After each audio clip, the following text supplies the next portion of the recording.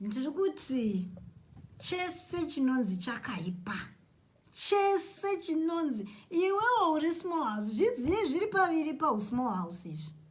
Unogona kunge wakanyeperwa, varume vanonyepa. Ndine situation iri kundibaya nanhasi, iri kutondirwadza yeumwe munhu akanyeperwawo, onzi aiwa handina mukadzi.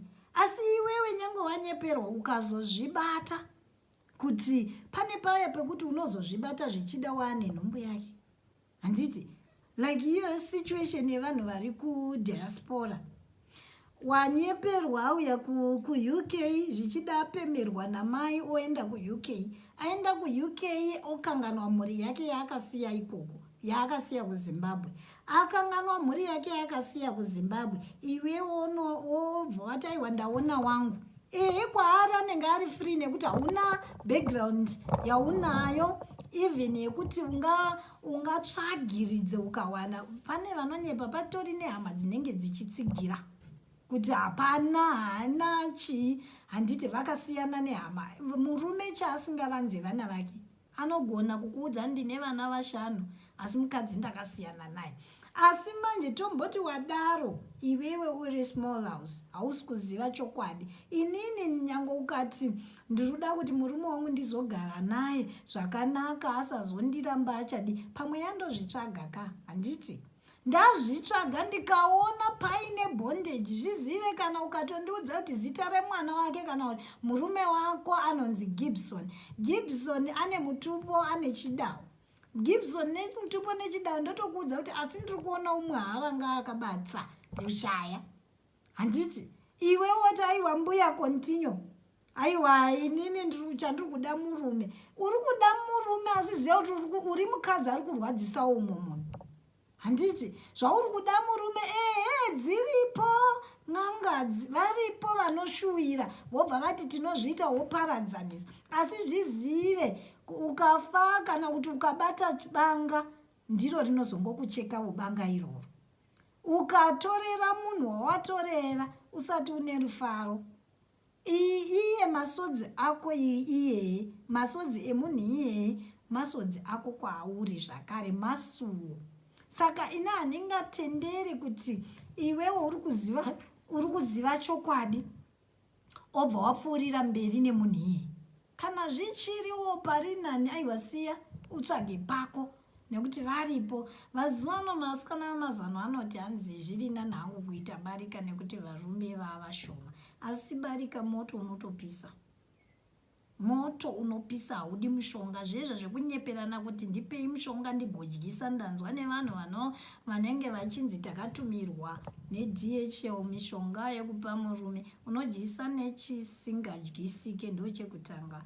Uye zvauri kudya zvine expiring date. Kana matablets ane expiring date, what of mishonga yamunopa varume muchidyisa ine expiring date?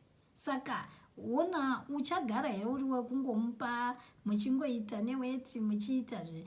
There are things zvekuti munozozvikozera matambudziko mberi kwako.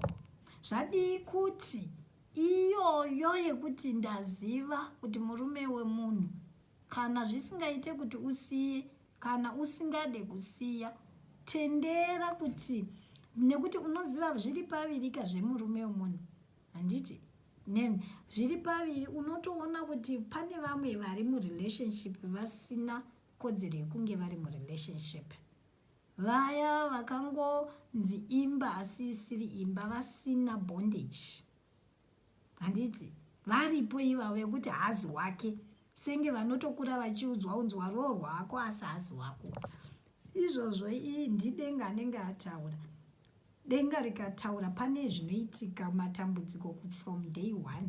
Unotonzwa kuti ndiri mumba asi handisi mumba. Saka izvozvo aiwa hauna kumurwadzisa, abuda kana kuti wako ndiye azoya. Saka zvaakuda kuti idzo n'anga dzitarise kuti pana James apa naSusan vane chirevo here chekugarisana, kana kuti hapana chirevo. Imi mopfuurira mberi nekubatsira vanhu. Chisi chake hachizi chake, hachife chakaita chake. Handiti muri kunzwa? Saka chitangai matarisa dambudziko. Ini ndatokuudzai kuti handikurudzire anokanganisa imba yevanhu. kana kuti anorwadzisa umwe munhu.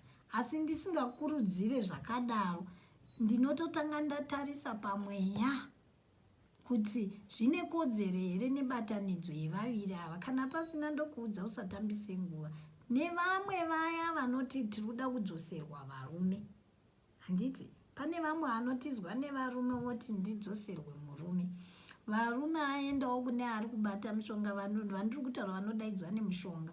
Izvozvo zvekudzoserwa murume ari wako anodzoka. Mishonga ndakuudzai musatye nayo iyi. Haina chirevo, uye usadzose mishonga nemushonga. Tarisa mhiko yaari kushandisa nezvaari kushandisa kuti atore murume wako wacho. Nezvaakashandisa unomuhina. Nekuti ndakuudzai kuti vamwe dzimba dzenyu muri kugara asi dzakasungwa.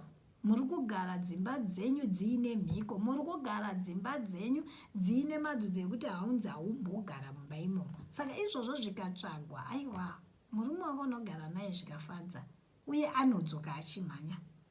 Zviya zvekunyeberana kuti hanzi ndinomuti ndomutsvaga nemishonga.